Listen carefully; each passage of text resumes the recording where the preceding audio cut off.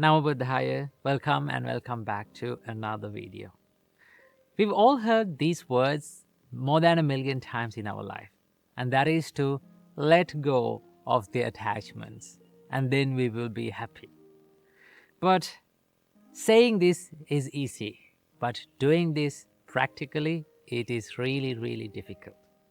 So let's discuss about what it truly means to let go and let go of the attachments and how to approach it in the correct way. Oftenly, the common perspective of letting go of the attachment is that people think that we have to let go of the things that we are being attached to. That means attachment is occurred by these objects around us. So that to let go of the attachments, we have to let go of the things and then we will be happy. Now, I have heard the people say that, oh, even the Buddha said that let go of everything and then you will be happy. But Buddha never said to let go of the things or let go of the things that you are being attached to. And also, the Buddha never said that you have to be attached to the things around you. What Buddha said is that understand and realize that one day you have to let go of the things that are around you. And also one day you'll have to be separated from the things and from the people that you love and like one day. And realize this and live with them. While living with them, you have to realize that one day this is the reality of my life, that I will have to be separated from them. These things are subjected to change.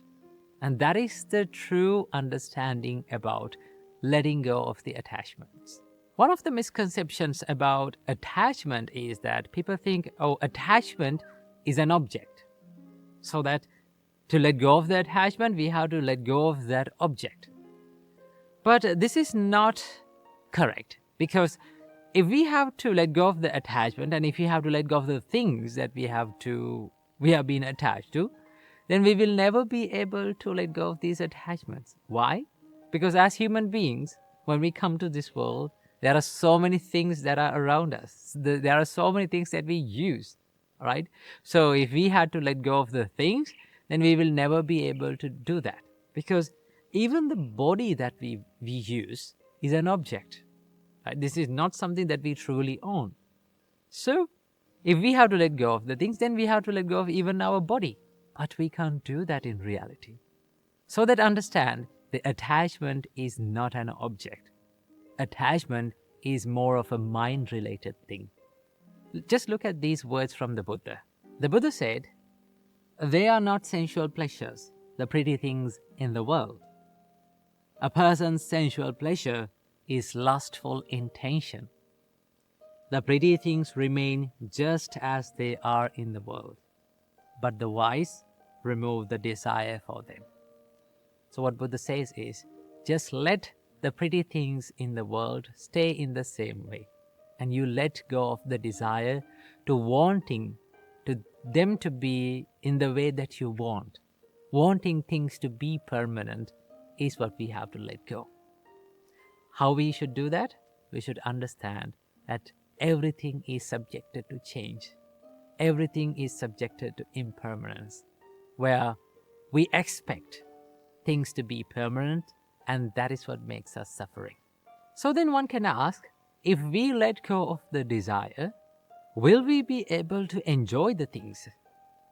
Now, here's the thing. The Buddhist understanding about desire is that it is the mental attachment. And thinking that these are mine, these are myself, this is me. It's like dragging a cow from its rope around its neck.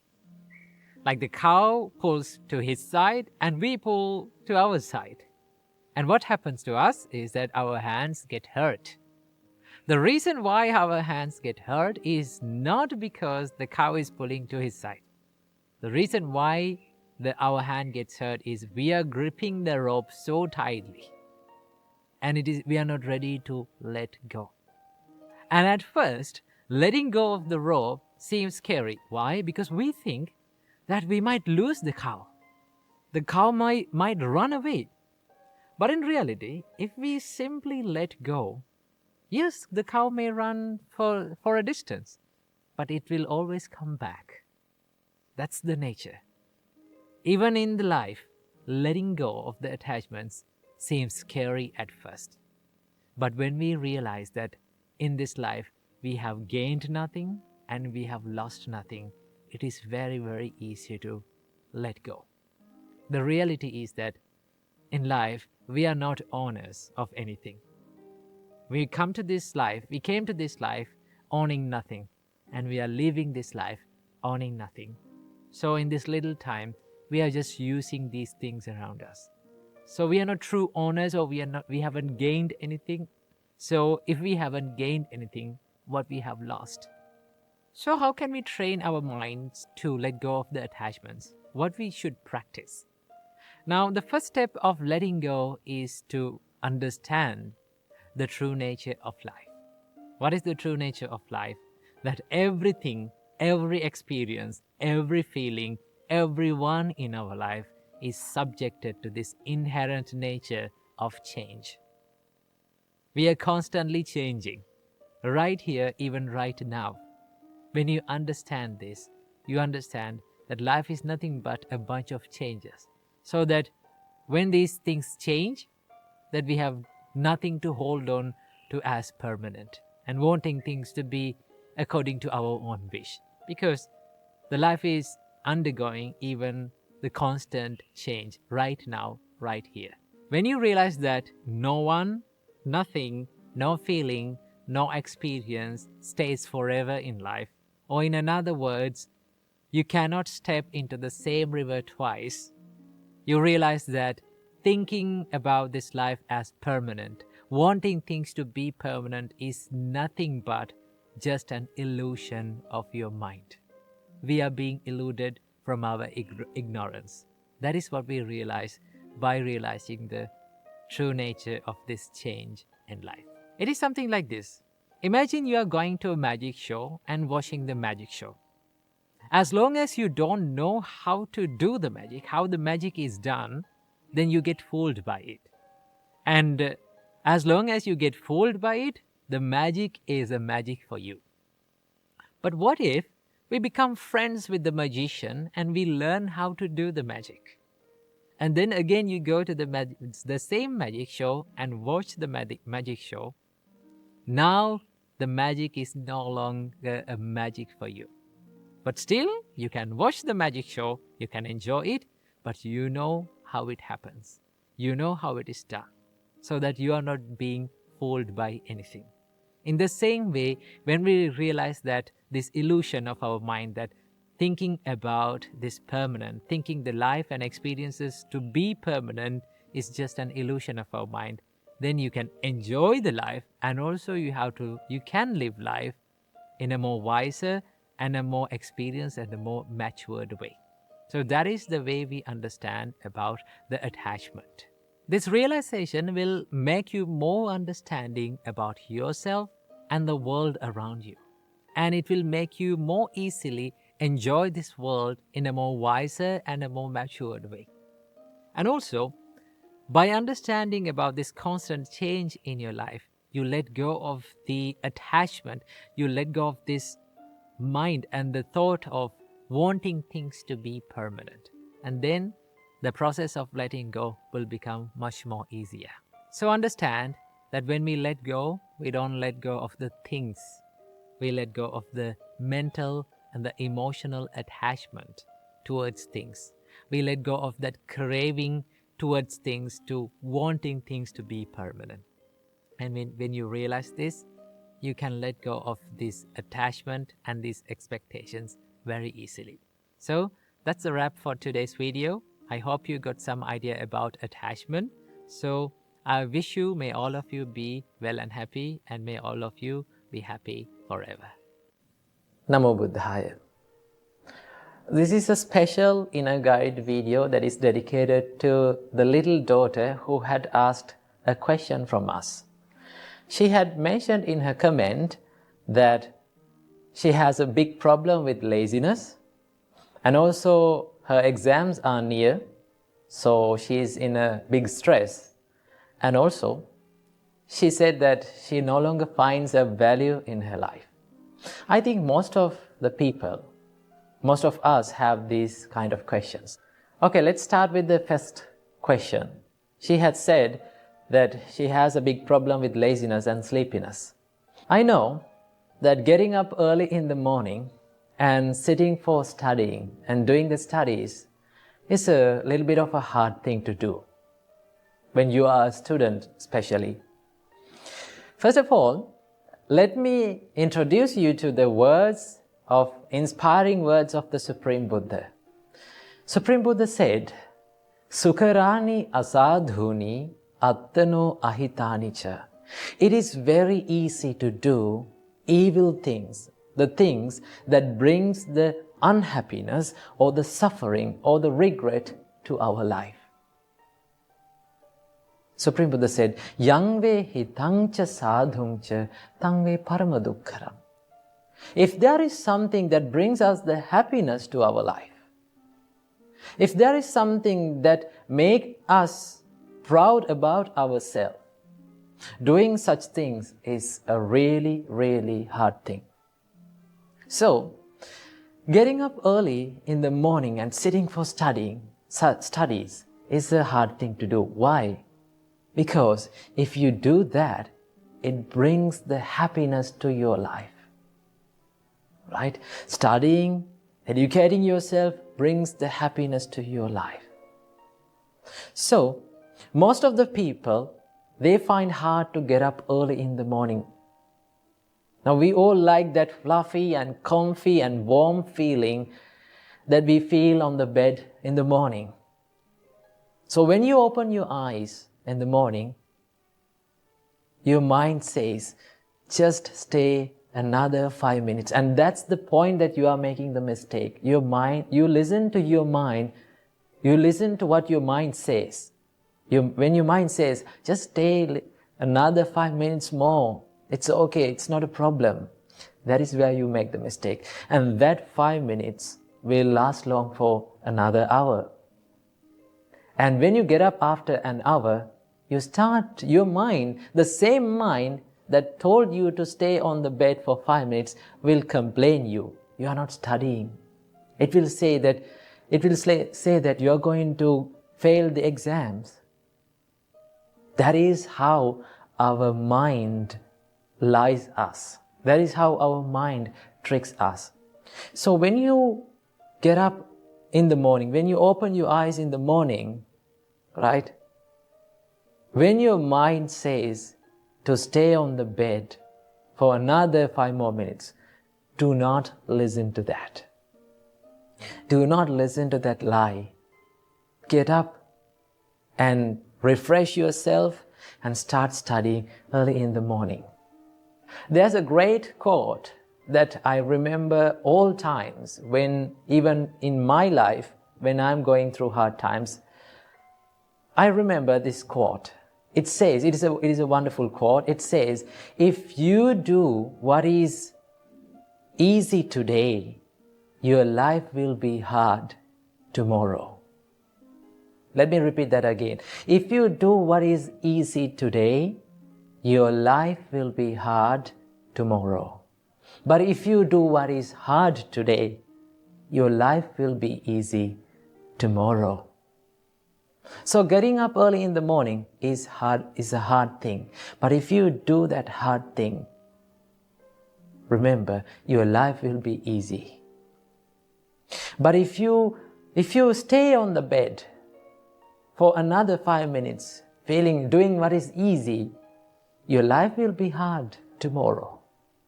So get up early in the morning. Do you know how long you're going to feel the hardship of getting up early in the morning? Do you know for how many days that you are going to find very hard to get up in the morning? Only for 3 weeks. If you get up early in the morning and start studying in the morning for 3 weeks, remember, only for 3 weeks, it will make a habit to your life. And after that 3 weeks, you will never find it hard. It will become a habit. You don't want to think about it again and again. It will become a day-to-day practice. So do that although you feel hard for 3 weeks and see the result. That is the answer for first question. And let's go for the second question. She had mentioned that her exams are near, so she's stressed and she's unfocused, her mind is clumsy. So what is the answer for this? Remember, now when the exams are near, it is the normal nature that we feel frustrated, distracted, unfocused and clumsy. That is the normal nature, right? So I need you to do one thing. This is a special thing to do when the exams are near, right? Focus on one thing at a time to study, right? Focus on a single thing at a time to study. Study for 20 minutes, right? When you're studying, just forget all the other things that you have to study. Now, normally when we start to study, we find that there are so many things that we have to study in a short time. Now, the more you remember these things, the more your mind will regret. The more your mind will start to become clumsy. So I need you to do this thing. When you're studying, just forget about all the other things that you have to study. Just think, now I have to study only this thing. There's nothing that I have to study more. Just focus on that and study for maybe 20 minutes and take a break for 5 minutes. This is called the Pomodoro technique. I think it is well known.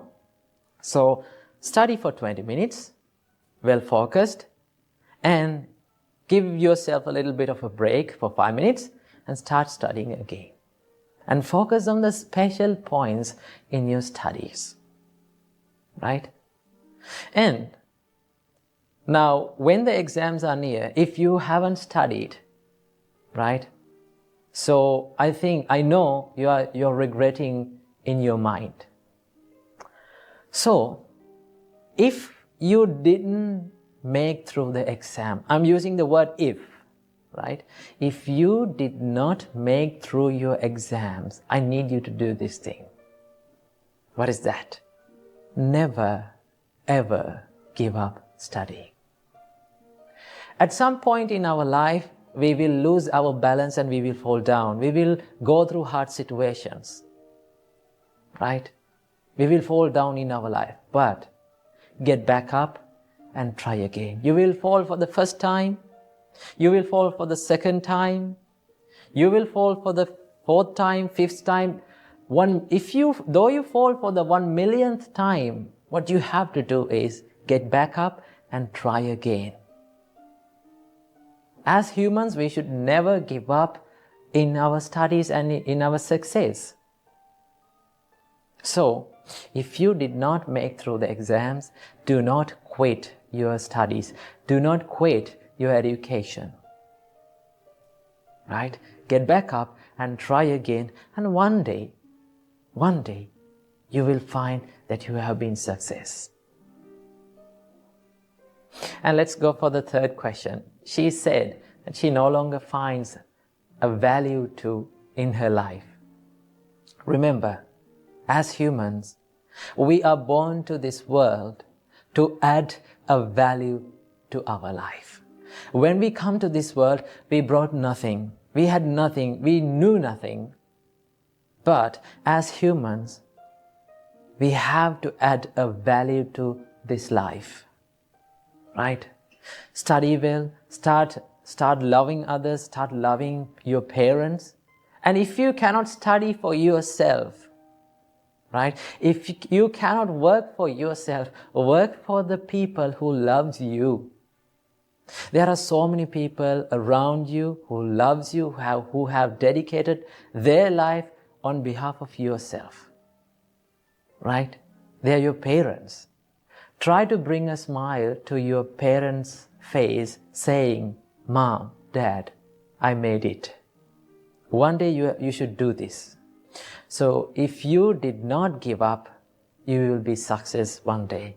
But if you quit, if you give up your education, if you give up in your goals, it is very sure you will fail. Therefore, never give up. Work for yourself as well as work for the people who love you most. Right? Bring a smile to their face. Right? The only thing that you have to do in your position as a child, as a student, is to study only. You don't want to earn money. You don't want to look after the babies. There's nothing to do. Only thing that you have to do is to study. Do that. But never give up. That is what I have to share in this special video. So I wish that daughter and all of you have the same questions in your life. May you be well and happy. May you live long. May you live a happy life. And may all of your dreams come true. And may all of you realize the Four Noble Truths in this Gautam Buddha's dispensation. Namo Buddhaya. Welcome everyone to another video. So today, let's talk about loneliness and how we can face this situation. So in this video, I'm going to be talking about two things. And the first one is the loneliness, and the second one is the solitude, which is more reframed version of being alone. Okay, so first of all, let's talk about loneliness. When we are around people, when we are living with people, and when we are in relationships with people, normally we feel happy. We feel that we are content, right? And we feel this joyfulness within ourselves. But when they are not around us, or when they leave us, sometimes when we have to depart from them, normally we feel depressed, sad, or lonely, or we feel like no one cares about us. So this is the feeling of loneliness. If we analyze this emotion of loneliness, we can find that we have become happy because of the people around us, because of their reaction, because of their way of behavior. That was the reason that we became happy. Simply it means that we have given the key of our own happiness to other people. So when they leave our life, sometimes when they depart from ourselves, sometimes when they fade away from our life, what happens to us is we become unhappy, we become sad, we become depressed, and we feel like no one is caring for us. There is no one to help for me. That is what we are thinking. So how we can deal with this? Well, that is where we come to the topic of solitude. Supreme Buddha advised us, Supreme Buddha advised the monks to practice this practice of being solitude. So what do you mean by solitude? So first of all, let's compare the loneliness to the solitude. Then you can take some idea about that. In loneliness, when you're lonely, you're thinking for someone to come to your life and make you happy. That means you're depending on others. Your happiness depends on others. But in solitude, you try to find the happiness within yourself. When you find the happiness inside yourself, you don't want to depend on another person. You don't want to depend on second person. You can find your happiness within yourself. And that is what the practice of solitude gives us. So when you are being solitude, or simply when you are being alone, now there are the people talk about this like the loneliness and being alone is two different things, right? So when you're being alone or when you're being in solitude, you're happy. You're not finding the happiness from these outer sources. You find the happiness within yourself. So Buddha teaches us to look at this loneliness not as something to be sad, not as something negative. Buddha teaches us to look at this loneliness something that is beneficial for you, something that is positive. So how we can use this loneliness, or how we can reframe this loneliness to be positive? Well, if you think about whenever you are being alone, you have more time for yourself, right? You have a bigger freedom for yourself. You can think about yourself. You can reflect more about yourself, and you can practice meditations, or you can think about your health and do some practices about that. You can do some self-development techniques, so you can improve yourself. So when you use that time, when you use that loneliness for good things, then you become more positive about that. Then you will never feel these sad or depressing states. So let me tell you a little story how Buddha felt lonely at one time. Actually, this incident happened to the Buddha before he became enlightened. We call him the Bodhisattva. When he was Bodhisattva, he was practicing this self-mortification for 6 years. He gave lots of hardships to this body. He did some extreme meditations in the jungle. So there were 5 monks who were helping the Bodhisattva. So he practiced this self-mortification meditation for 6 years, and he mastered that. Finally, he came to the conclusion of that I cannot achieve this enlightenment by self-mortificating or by giving this extreme hardship to this body. So he decided to find this middle way. So what he did was, first of all, he took his bowl and he went to the village and he got some foods to eat.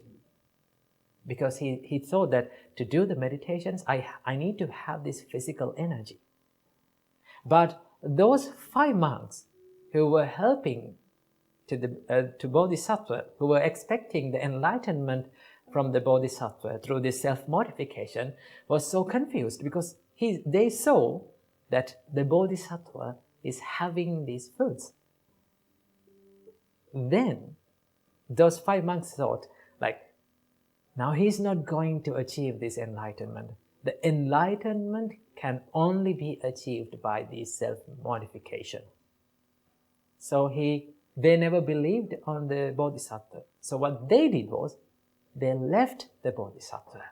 Now our Maha Bodhisattva was all alone in the middle of the jungle. There was no one to help him.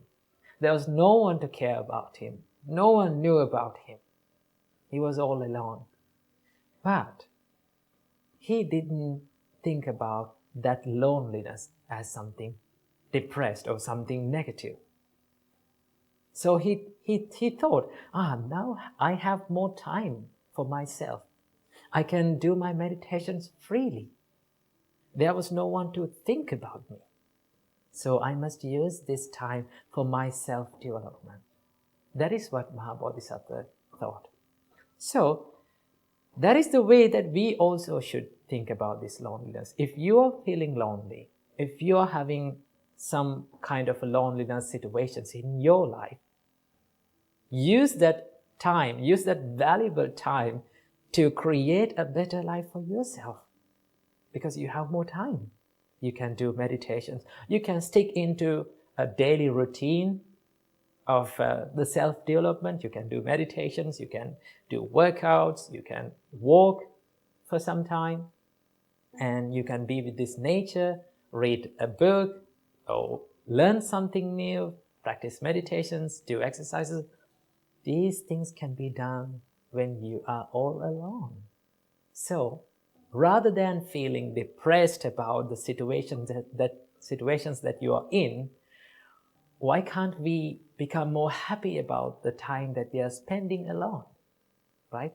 So practice this, okay? So if people comes to your life, let them come. If people walks away from your life, let them walk away. But you have to be by yourself. You have to think about yourself. That is what you have to think, and that is what you have to do in this valuable time. So I think you got some idea about the loneliness and being in the solitude. So practice the solitude and make your life more better. Namo Buddhaya. Have you ever wanted why some people are so good and so clever in what they're doing. Maybe there are some people who are studying with you, maybe some people who are in your workspace. There are some people who are very clever and very capable of doing in their profession. Okay, they are very successful in it. What is the reason behind this? What is the reason behind this success? Well, if we can define success in one word, the only word that we can find is consistency. This quality is very important for all of our lives. Not only in your day-to-day life, not only in your career, but also in your spiritual path. Okay? If someone is practicing spiritual path, consistency is the key for success. Okay? Now, what do you mean by consistency?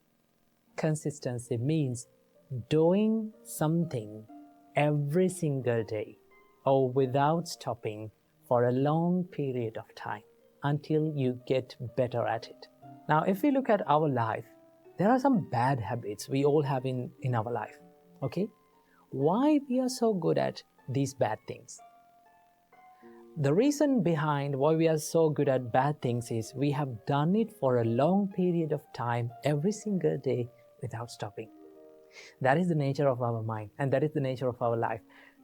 Whether it is good or bad, if we are doing it consistently, or if we are doing it over and over for a long period of time, we get so good at it. That is why we are so good at distractions. That is why we are so good at anger, jealousy, and all these evil thoughts in our mind, because we have practiced it over a long period of time. Now, Buddha said, if you need to cultivate wholesome thoughts, and if you need to do, and if you need to be successful in your spiritual life, what are you going to do? You have to cultivate and you have to practice these wholesome thoughts or wholesome activities for a long period of time without stopping.